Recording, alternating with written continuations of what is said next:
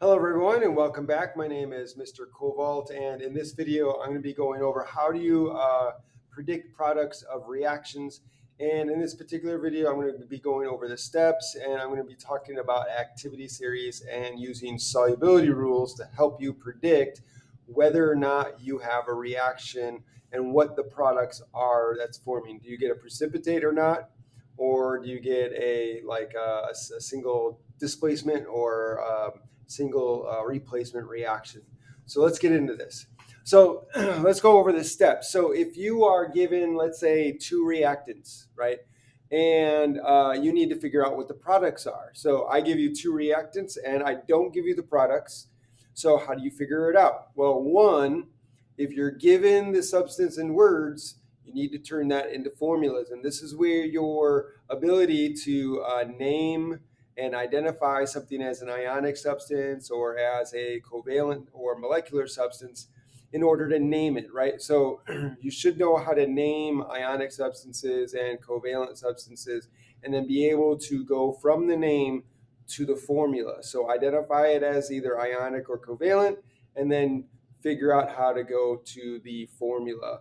And so remember, if it's an ionic substance, it's got to be a neutral compound. So when you put the ions together, you got to make sure that the number of ions balance each other to give it a zero charge. And one of the ways to do that is to use the crossover method. And so remember, the crossover method is where you have the ions and then you look at the charges and you crisscross. So the charge of one ion becomes the subscript of the other. So this 3 becomes a subscript there, this 2 becomes a subscript there, and then I write the formula. And remember, if you have more than one polyatomic ion, you have to have the parentheses. If you only have one polyatomic ion, you don't need the parentheses. And also, make sure that these numbers are the simplest whole number ratio. So 2 and 3 is as simple as you can get, so you can't reduce it. If it was a 2 and 2, then you could reduce that to 1 and 1, but that would that for this one it's a 2 and 3, and that's as far as we can go. Okay, so use your crossover method. Also, remember the diatomics. So if you're given the word oxygen, remember that's going to be an O2 molecule, right? If you're given the word hydrogen as one of your reactants, it's going to be H2 and Cl2 and so on. So remember your diatomics. Also, that remember phosphorus is often P4 and sulfur is often S8. So those would be also things to keep in mind. All right, so you're given your reactants in words. You convert those to the formulas. If you're already given the formulas, then you don't need this step. So second is identify the type of reaction. Use the flow chart I gave you, but things like is one of your reactants oxygen? That's a combustion reaction. Do you have an element and a compound, right? So that could be a single displacement reaction, right? So so you could change one for the other. If you have two ionic substances and they're both aqueous, right? Then that could be a very a good possibility or a good indication that you have a double replacement or double displacement reaction. So if you have two compounds, that's usually a good dead giveaway. If you have an element in a compound, that's going to probably be a single displacement reaction, especially if one of them is a metal or that's going to be replacing the other metal in this substance. So if you don't know what the reactions are that I'm talking about, please go to my previous video on types of chemical reactions, and I'll go through all of that in that video. So once you identify what type of reaction you have, write the products, predict what the products are. So remember, if it's a single displacement reaction, then you know that the element is going to the lone element, the element that's by itself, is going to replace the element that's in the compound. So remember, if you're starting with a metal, that's going to replace the metal or in the compound. If you're starting with a non-metal, that's going to replace the non-metal in the compound. And again, you're going to need to know activity series or be given an activity series in order to judge whether that's going to happen or not. I'll get to that a little later in this video. So if it's, again, like I said, if you have oxygen as a reactant, that's going to be a combustion reaction.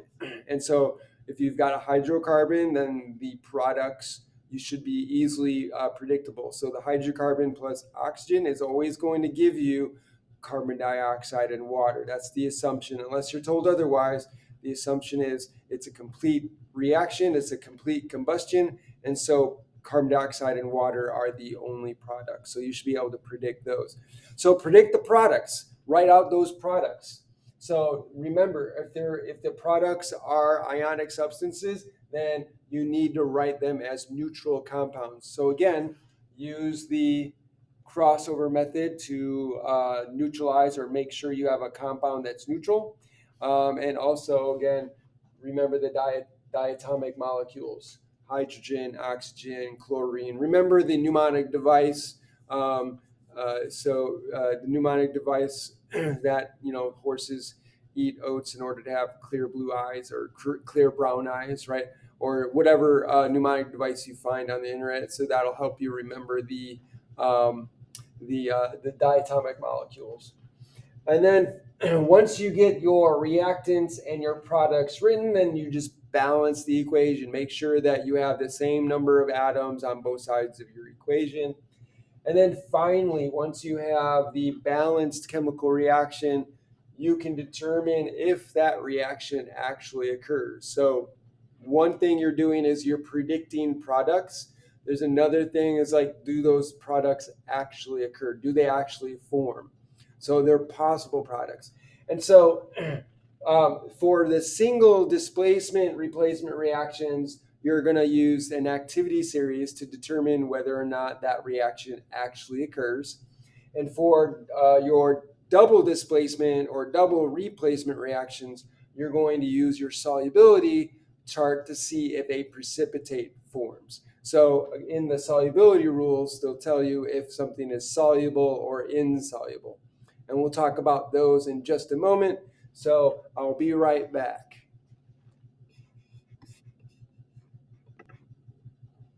Okay, so here we have the activity series that I was talking to you about.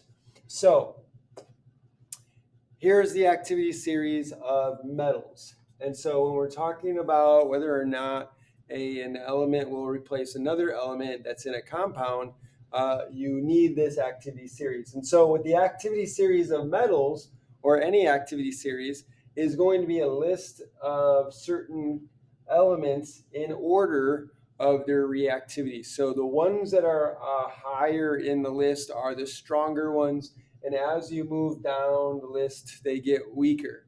So when you're trying to determine whether or not an element is going to kick off another element in your compound, you got to see how they're placed with respect to each other in this list. So if the element that's by itself is higher on the list than the element that is lower, or that the element is in the compound, then the one that's higher than that element that's higher on the list will kick off the other element in the compound. So again, what we're using this for is to determine whether that lone element, right? So for example, if we're talking about a single replacement reaction, we have a lone element that's by itself, in this case, a metal. So we have a metal element that's by itself. It's not part of a compound.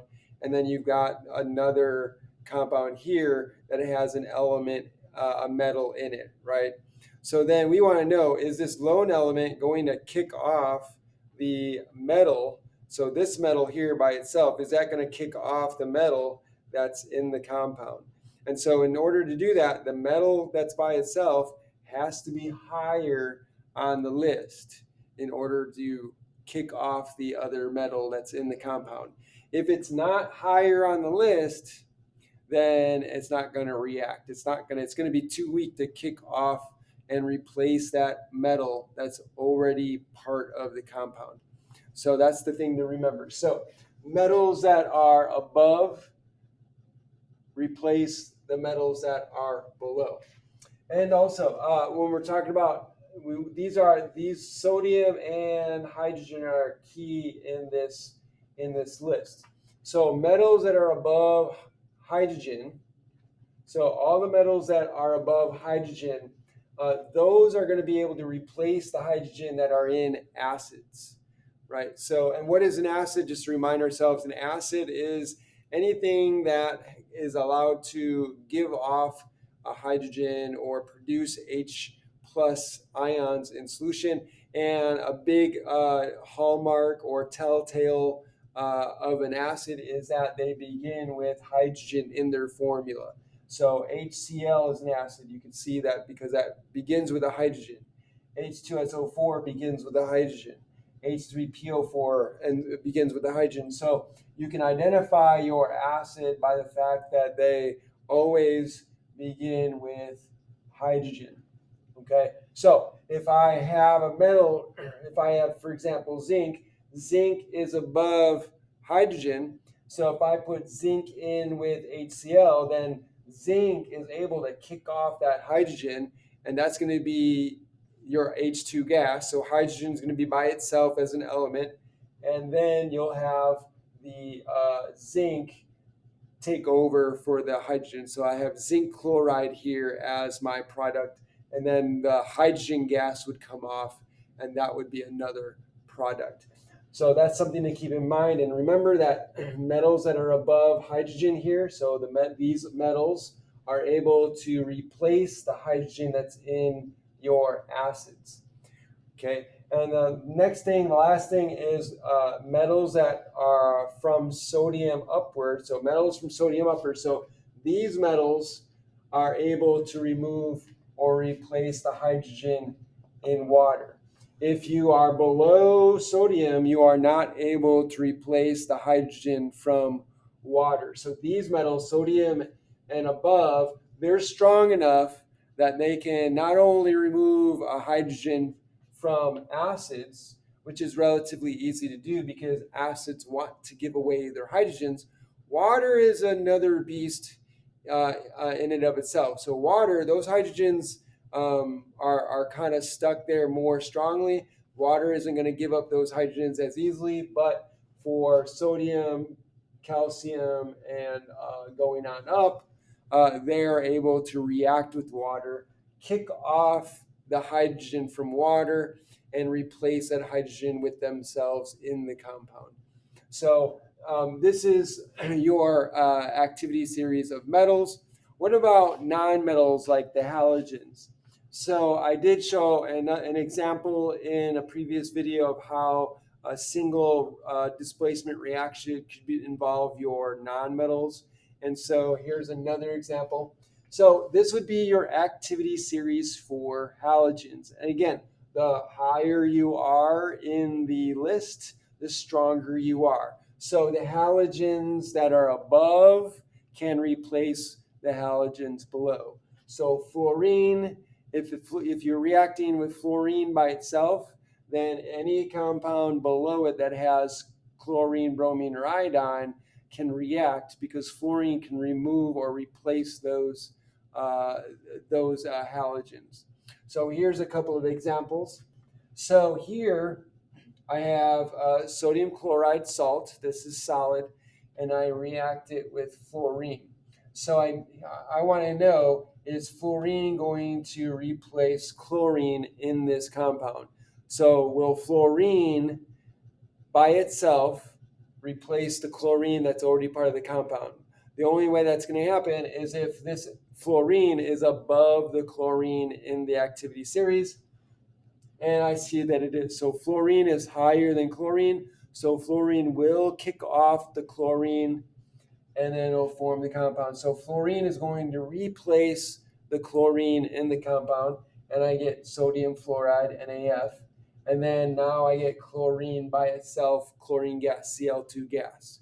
So this does happen. So this is a reaction. Well, what about this? Here I have magnesium chloride. So again, I have chlorine, chloride ions, and this is part of a solid. and I have bromine gas by itself. So I want to know, is bromine going to replace the chlorine? Okay, so remember, non-metals can only replace non-metals, and metals can only replace metals. You're not going to have a metal replacing a non-metal, or a non-metal replacing a metal. Okay, so this bromine, we want to know, is it going to replace the chlorine? And so we look at our activity series here, and we see that bromine, that's by itself, is below chlorine. So because it's below chlorine, it cannot kick off or replace the chlorine. Only bromine can replace iodine. So if this was magnesium iodide, then yeah, sure, bromine would be able to replace that. But because chlorine is higher on the activity series, bromine is lower, therefore bromine is not going to be able to replace the chlorine. So this would be no reaction. So this is not going to be possible. Okay, so that's the activity series. So, and that's how you use the activity series for either the halogens or the metals. So next I'm going to go over solubility rules. Okay, welcome back. So here's the solubility chart that I promised you. So when you're trying to figure out whether you have a precipitate or not, it's good to use a solubility chart. So either you're given one, or you just kind of memorize the solubility rules or the solubility chart to see if something's going to be insoluble or soluble. So off the bat, what we're talking about is the formation of a precipitate or not. So remember, a precipitate is when a solid forms as a product when you're mixing two solutions together that don't have any solids in them. So you take two solutions, you mix them together. If it becomes cloudy, that's usually indication that you're forming a solid. So one of your products is a precipitate in that case. So a precipitate is going to be something that's insoluble. So if something is insoluble in water, then that's going to form a solid, and that's going to be a precipitate in your reaction. If it is soluble in water, that means it's going to be dissolved in water. It's not going to form a precipitate, and it's going to be aqueous. Okay, so how do we know? So you've balanced your equation. You've predicted the possible products. So especially if it's a double replacement reaction, you put the inside ions together. You got to make sure that the ions balance their charge and write the formula. And then you put the outside ions together. And now you've got these products. And you have to figure out, okay, is this going to be something that's a precipitate? Is that going to be a solid? Or is it going to be aqueous? So your solubility chart or your solubility rules are going to be key to this. So here we have our table, and it's broken down into three sections. The section where these are always soluble, these are generally soluble, meaning that for the most part they're soluble, but there are exceptions. And the generally insoluble, meaning that generally these are insoluble in water, but there are some exceptions. Okay, so let's go over the soluble. So any compound that has any of these in them is automatically soluble, meaning it's not going to form a precipitate. It's going to be dissolved in water. The ions aren't going to come together and stick together and form a solid. So if you've got any alkali metals, lithium, sodium, potassium, rubidium, strontium in your compound, those are not going to be soluble. Ammonium, I'm sorry, those are going to be soluble. So they're not going to be insoluble. So these are going to form aqueous solutions. So no precipitates with these are going to be found. Ammonium, again, if you have ammonium in your compound, ammonium is that compound is not going to be soluble. Okay. Acetate. Acetate is also not going to be soluble if you have is going to be soluble if you have acetate in your compound. So acetate, chlorate, nitrate, and perchlorate, these are going to be insoluble are going to be soluble in water. Okay, so how can you remember these? Alkali metals, ammonia acetate, AAA. So think of AAA insurance or AAA towing or whatever. So AAA, alkali metals, ammonium acetate. So here I have AAA, and then chlorate, nitrate, perchlorate, CNP, chlorate, nitrate, perchlorate. So here are some the ways in which maybe this can help you remember the ones that are soluble. So AAA, CNP. Okay. So what about generally soluble? So generally soluble are these here. So these are going to be soluble as well. So these are always soluble. There's no instance, there's no exceptions to these, but there are exceptions to these. So chlorides, bromides, and iodides are generally soluble. They're going to be dissolved in water, except if you have these paired up or combined with any of these. So silver ion, if you've got a silver ion in your solution, or if you've got a lead 2 ion, or if you've got the mercury 1 ion, if you've got these in solution, then they're going to combine with these to form a precipitate. So any compound that you have that has chloride, bromide, and iodide in it as a product, that's going to be soluble. So it's going to be aqueous, except if it's with sodium, bromine, lead 2, or your hydrogen, or your mercury 1 ion. Same with fluorides. Fluoride. So if one of your compounds or one of your products is a fluoride with a compound with fluoride in it, that's going to be generally soluble unless that fluoride ion is paired up with calcium, barium, strontium, lead 2, or magnesium. And the same thing with your sulfate ion. So your sulfate ion is going to be soluble. It's going to be aqueous in the compound if that's what your product has, except if your sulfate ion is again with calcium, barium, strontium, or lead 2 ion. So in those cases, it'll be an exception. They will be insoluble. So if you have silver with any of these, that's going to be a precipitate. That's going to be insoluble.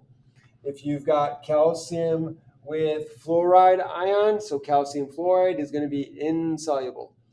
If you have strontium or lead with sulfate, if you got lead 2 ion with a sulfate as your product, then that's going to be insoluble. Outside of these exceptions, they're going to be soluble in water, meaning aqueous. And again, I have these little devices here that would help you remember APH. So A for silver, P for lead, PB, AG, and H for mercury. So APH. So APH, calcium, barium, strontium, CBS. So maybe the news station, CBS.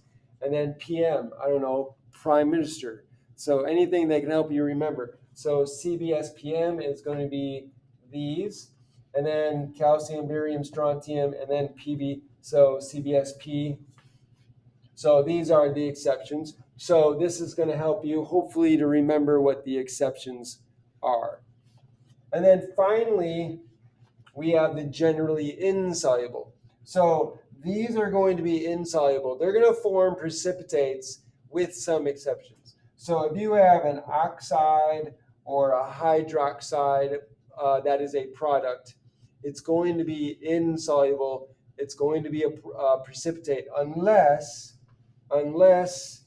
it is together with alkali metals or ammonia. So alkali metals and ammonia, if you have a hydroxide with an alkali metal or with ammonium, that's going to be soluble. It's going to be an aqueous.